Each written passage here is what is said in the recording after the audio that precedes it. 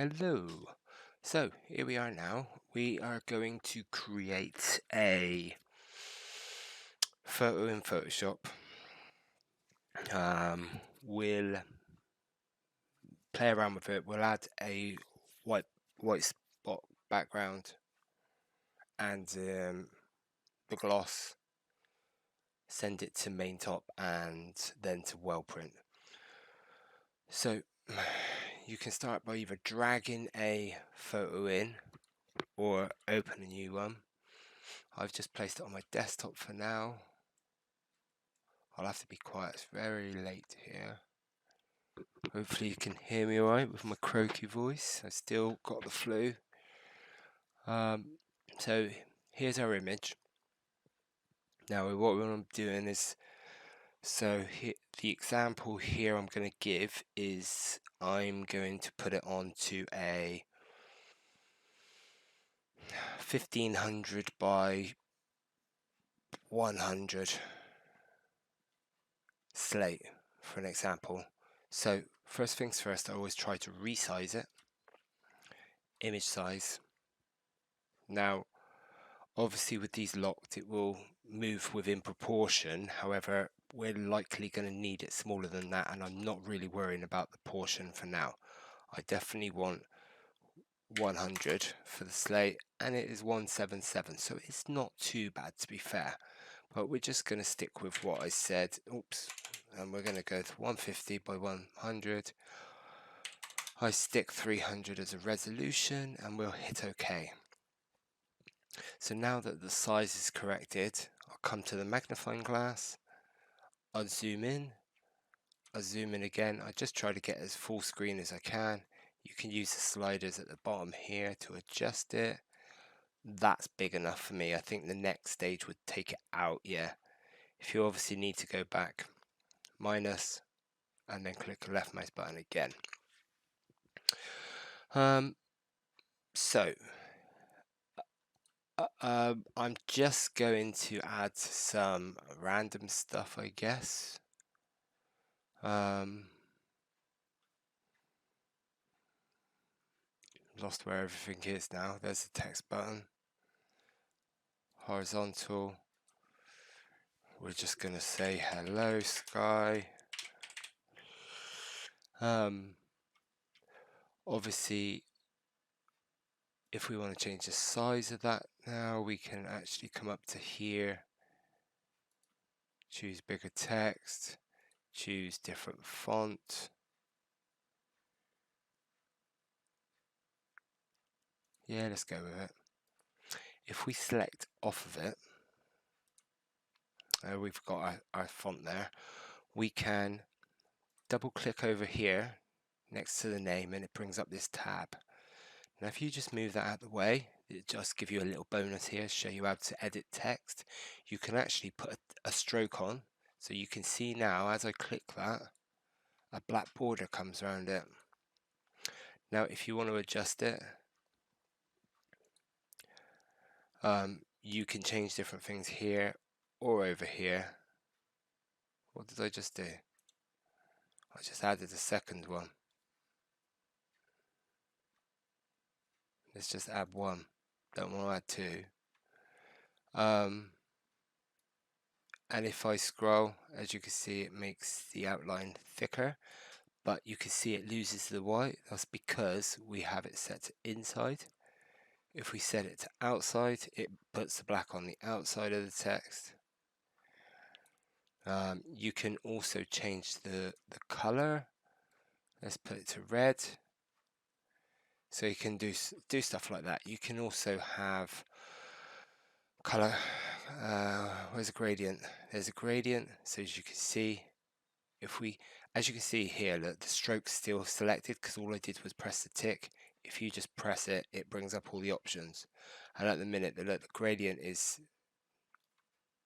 there. You can change the blend mode. So you can do a lot of different things with this software. That's why I always say Photoshop is your best bet with the UV printer, simply because it's very widely used, not just for UV printing. You use it for a vast majority, and a lot of professionals will use it. So even if there's something you're not sure of, you don't necessarily have to be looking for something UV related. It can actually be so much to say, oh, I'm looking for this, and type in Photoshop and someone's probably done it for a different style. Like I didn't okay that. I'll show you what I did wrong there. See, I did stroke, and look, because I didn't hit the OK over here, it didn't stay.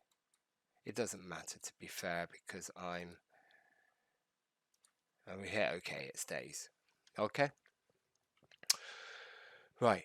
So one thing we do want to also do, which we could have done just a minute ago, is just change it to the CMYK color.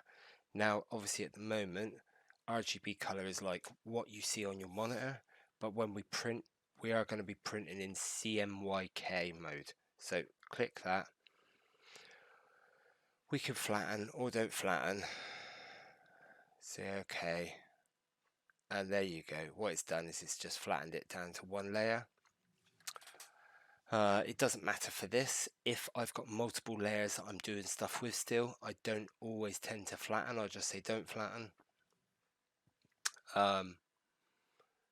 Then we want to put a white background. So there's various ways of doing this. Now, for this image, I would right click here. You can select it like this, as you can see, dependent if you wanted that to be white background as well. I'm going to deselect. If this wasn't blue, if this was a solid color, like a white, a blue, any color but solid, not like this, a starry background, you could use a magic wand, but for this one you cannot. Object selection is to select an object, but there's not really anything on here. You can highlight something like that, look, and it's trying to pick up the letters. What I generally do for a picture like this is I will go, where's my tool? My lasso, right click, left button. If you haven't got some of these tools down here, they are in the settings. You can add them on. I'm holding the left mouse button to go around the outside of my whole item because I want the whole of the back to be white. Now that I've done this, I'll come down to channels, click on channels, and then left click also on there and on new spot channel. Now, as you can see, currently, because I haven't done nothing else with this Photoshop, it's still on, the solid is set to 0. That's why you can see the image. We need that set to 100%. And now you can see that it's gone over the top with the red. We will select the color. Now, we are already on red, but I generally, rule of thumb, just like to select 100 by 100. Also, actually, if I show you this, oh, it's not showing me on this one. Sometimes you'll have a little color here with an apostrophe, just saying that you can't use this color and it's going to use this color instead. I don't know where mine is, but it is saying it's going to change it, but it's fine. Okay, so now we've got our color here. We need to rename it. Now you need to name it W1, but it has to be a capital W. W1. And press OK. Now if you want to do the same with the gloss, I generally will right click down on this channel here, duplicate channel, we'll call it W2, and press OK. Now we've duplicated the channel.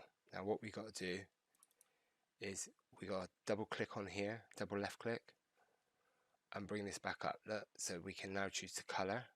We want to choose blue. I'll generally put 100, 100. So as you saw, for blue, it's the top one and the second one, and for the red, it was this one and this one. It's just consistent for me. I don't think it makes a whole lot of difference, but I tend to go with it. It's how I was told to do it a couple of years ago when I first started doing this. We'll hit OK. Now we've got our blue channel. We've got W2, which is correct, and we go OK. But we haven't got it visible at the moment. So we'll just hit the visible, and now we've got the blue on there as well. So that means it's going to print the white and the blue, and the gloss, sorry. Now obviously if you're still at a point where you think, oh, I need to be able to see my picture, just uncheck these for a moment to see the picture. Now once your picture's done and you're sure about the size and you're sure about your colouring and stuff, then we come up to File and we hit Save As. Now sometimes it's defaulted to Photoshop. That's no good. We just need to come to TIFF and we need to save it. So we'll just save it to the desktop and we'll save it as background. Doesn't matter what. Don't really need this on. And we're going to hit save. And we're going to hit OK. So now that is our image created. It's not there. It is on my other screen. Bear with me. Oops. Background, there it is. There it is there. Right. So it looks funny. You can see the image there. You can't there. That's just because we've put the coating of the white and the gloss over the top of it. It's nothing to worry about. Now, we now need to open up our Maintop. I will likely get a message here because I don't think I've got the stick. Yeah, I haven't got the stick in. We'll hit OK. Now, with this one, you don't need to do a lot. You've just done all the editing in Photoshop. I do not do zero editing in this program. So, where we're here at the moment, we do not have a folder. So we're going to go File, New. We're going to touch none of this. We're going to keep it as A4. We're going to keep it as size there and size there. Keeping that there, we don't touch anything. We hit OK. That's just brought in a page for us. That's all we need. We are going to tell the printer in a minute to print to the size of the image that we created in Photoshop. So now we're going to hit this button here, Import Picture, and we're going to direct ourselves to the desktop, which is where we saved it to. We're going to look for the one that says background, not this one, background, which as you can see it's a TIFF file. Double click that. We're going to have adjust picture to size. That's grayed out, we don't need that. We're not going to touch this. We just hit OK. There's our image.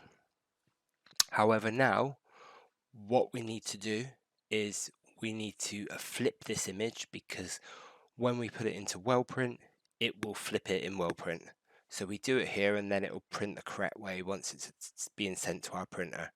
So we hit this little tab here, the show metric panel, just one click, and then it comes up down here. Now hover above this one and double left mouse button, and that will make it go blue. If it doesn't select the whole thing, just hit the backspace or the delete key to delete the 0, and then we want to go 180 because we want to flip this 180 degrees and hit enter, and there it is. It's flipped over for us. Now we just go to the print file, hit print. We just double check that we've got our correct printer installed and they're ready for us, which we have. We go to properties. As you can see at the moment, it's not the 100 by 150 that I selected in Photoshop, but we hit auto set paper, one left click, and as you can see, it's dropped down to the size. It is a little bit, so I could tell you what's happened there is Photoshop's likely saved it in pixels rather than sizes. Let's just check that. Image. Oops. image size is in millimeters, so I don't know why it's gone to that size.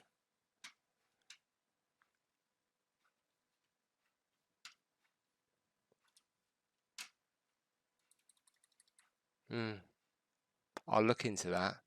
It should be 150 by 100. I've missed something somewhere. But it is 2 a.m. here, so bear with me. Resolution. We'll go to print media first, and we'll click the down arrow, and as you can see, you've got plain paper. For my printer, you might have a couple of extra resolutions on yours. 1080, that's the worst quality, but it's the fastest print. You've got the 1440. That means that is a slightly higher quality as the 1080, but slightly slower. And then the 2160 is the highest quality, but the slowest. So I generally keep a lot of things on this one, but then we need to match it with resolution. So we'll come up to resolution, and here we go. We don't touch anything with the V's. We'll just go, there's the 1080, there's the 1440, and there's the 2160. Now, the reason why I went to print media first is that it's very easy for you to come in here and go, oh, actually, I'll have the 3600. But then you come down here, you don't have that for your printer. So always choose the one that you want down here first, and then the resolution needs to match. So we're going to go 2160.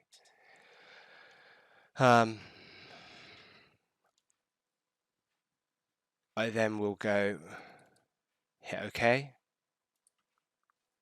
and then we go print file.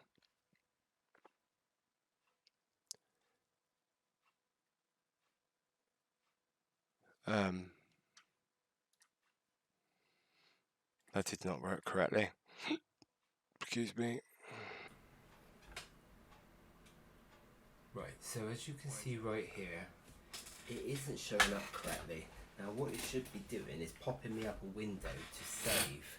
So what I was going to do was just restart this bit, but I felt it'd be more helpful just to leave it in. What I ended up doing was placing the Maintop little blue USB stick back into my PC. So as you can see up above, it is now a full version. I run back through everything, I'm afraid, because like I said, I was going to edit all this out, or the last little bit. You will now see that I do everything the same and it works. So if you ever find that and you think it's not saving, try stick the USB stick in. That might have solved it. It might just have been a silly little error for me, but it worked for me. Okay. We're going to flip the image because Wellprint will flip it, so we want to be able to make sure it prints the correct way up. So we tap that one left mouse button, and we'll come down to here and double left mouse button click. There. If it doesn't highlight the whole thing, just press the delete key or the backspace to delete that 0, and then we're going to type in 180 and press the enter button. And there we go, it's flipped it. Now we come to print. We want to check that our printer is the correct one we're printing to, and we're going to go properties. We're going to, with the resolution, we come to print media first. We check, see which one we've got. The 1080 is the slowest, it's the fastest, but it's the lowest quality. The 1440 is the medium quality and the medium speed, a bit faster, a bit slower than this one. And then the slowest speed is the 2160, but that's the best quality. So I always keep it on that. The reason why we check here and not do resolution first is that with resolution you'll have a lot more here, but you have to match with the print media that your printer can support. So there's no point in picking the 3600 for me because I don't have that in my print media. So it'll be the 2160, the 1440, or the 1080. Now you don't touch any of these with the V's above. just these ones. So we're going to go with the 2160. We're going to hit auto set to set the size. I'm going to hit OK. Print to file. Now we've printed the file. It's brought this up. We can now choose what we want to call it, and as you can see, it's going to save it as a PRN file. Background. Doesn't matter if it's called the same, just don't select one of these because you don't want it to be called TIFF. We just go there and hit save. Now it's saving the file. It's saved it to the desktop. It saved it out. Hang on. Here. It has saved it down here. There. See? PRM file. So now we go into Wellprint. Say yes to the user account control. Obviously, we're going to print onto a flat object. If you wanted, you could print to rotary if you have that function. Obviously, they're two different profiles. They both need to be set up independently. So if you had your tech for the company that supplied your machine set you up on the flat, and then you went out and bought the rotary, you couldn't just plug it in and start thinking you can just go to rotary and it'll work. You have to set it all up again. So we're going to go flat and we're going to hit OK. I haven't got my dongle in, but I don't need it. It's not going to notice the printer because it's not on. We're just going to go open. We're going to go to desktop. We're going to find our PRN file. We called it background PRN. There's our image. As you can see, it's the correct way up. You've got the pass mode. The higher one is the better quality. You can check the statistics of how much ink. This is where you can see that you've done the white spot and the gloss correctly. And if you didn't want to put so much ink through, you can limit the amount. I generally do not touch that. Oops, shouldn't have pressed that button. And we're just going to hit OK. That's just going to bring it in. It's telling us what resolution we're printing at, what size it's going to print it at, and the pass mode. Then all you need to do is, obviously in our situation, I haven't got a template. So what I will do in this situation, if it's just a one-off and I'm not going to be printing this size or this product anytime again today, I will just make sure that our platform is fully down without the object on there first, and then I'll print this onto the bed first. That will then give me a placement on the bed where to place my slate or my box or whatever I'm printing to. So let's say this is our print. We've just printed this out. We can now slide across and place our slate on top of this. And then what we'll do is we'll use maintenance. We'll go up, bring the print head up high enough so that it passes our object. We'll place a little piece of metal on top of our object just to make sure for the setting the height, and then we bring our head and carriage left over to the metal plate and back and forwards if we need to, and then we'll come down until our sensor picks up the piece of metal. That will then give us the correct height. I'll then hit the home button. That takes the whole carriage back to the start, and then I can come back to print and I'll print the object again.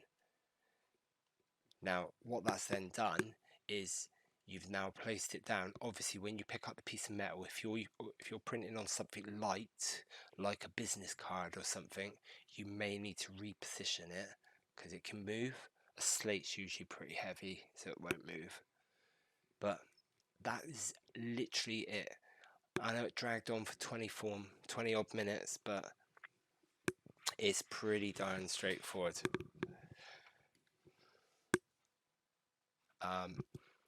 Let us know down below if you run into any problems, if you come up. Actually, I'm going to leave a section in here where I didn't have my dongle in, and in Maintop it wouldn't save. I don't know if that's a thing, but it just wouldn't save my image as a print to file. So once I popped back to the main page, excuse me, when I went back to the main page, I saved it, put the dongle in, and then I saved it again, and it worked. I'll leave it all in just to show you. Yeah, I hope that helps. Please like, share. Let me know if it did help you. If you've got a different way of doing it, let me know. But the way I look at it is I use Photoshop to do all my editing. I use Maintop just as a pass-through program. So it really isn't anything, no editing, I don't use anything. All I use it to is flip the image, make sure it's the correct size, and send it to Wellprint as a PRM file. That is all I do with it. There are all of this down here and all of these different things. I don't touch any of it.